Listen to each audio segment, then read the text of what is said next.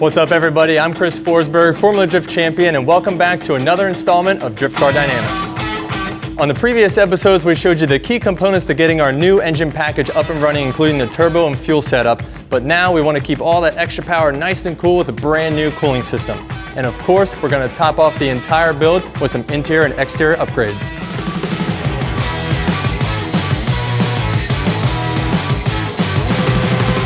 Now the obvious first step once we got the car back from paint was to get the engine back in the car so that we can finish off the plumbing and get this thing ready to run. And fortunately for us, AEM has released some new product to help us connect the rest of our turbo system to our Mishimoto cooling setup. Now AEM's been making cold air intakes for years, but there's a lot of guys that are doing these builds at home and they need to connect custom setups into different chassis, doing engine swaps and so on and so forth. So AEM now has these different radius bends, different diameters, so that you can fit your turbo system to your cooling system into any chassis. And if you have access to a welder, you can connect those pipes to get a really nice finish. Now for the intercooler, we went with a Mishimoto 3-inch core because it has very good flow and high efficiency to keep the intake air temps down. We didn't want to push the intercooler all the way forward because we wanted to keep the intercooler piping nice and short for faster turbo spool. The turbo itself generates a lot of heat in the oiling system, so we also went with a Mishimoto dual pass oil cooler, which is sandwiched in between the intercooler and the radiator itself so that it can keep our oil temps nice and cool. The biggest upgrade we did to the exterior of this car was the Carbon Signal wide body kit and the Sabon carbon hood. Now it all ties together really nicely and you'll see us cutting and trimming and test fitting all of these pieces when they are unpainted still.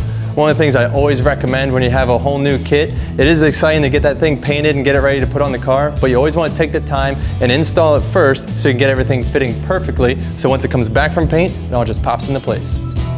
What I really like about this Carbon Signal wide body kit is that it's all tied together and looks great and matches front to rear. So we have these wide fenders on the front and rear fender, but they're tied together with this carbon fiber door sill that really makes it pull together and get the whole back end flowing into the front.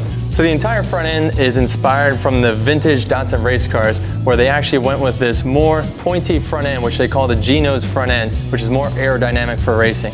And Carbon Signal went through and brought that same styling to this street style kit, and we wanted to give it a more modernized look with that G-nose front end. The new headlight buckets, the front hood sill, these carbon fiber bumpers, the actual bumper fascia itself, and even a carbon fiber lip spoiler to really tie the whole thing together, even up back into the fenders again.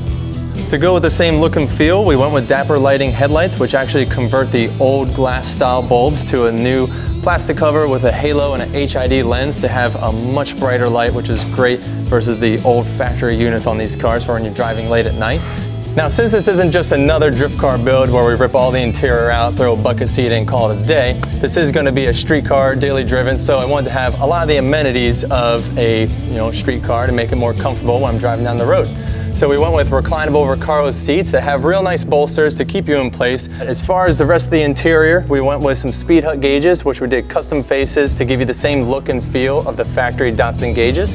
And they're wrapped in carbon fiber to go along with the whole theme of the interior and exterior, which was done by Carbon Signal. We did a rewrapped dash, a carbon fiber console, which also houses our Clarion head unit, which gives us some nice tunes from our Clarion speakers in the kick panels for when we're cruising down the street.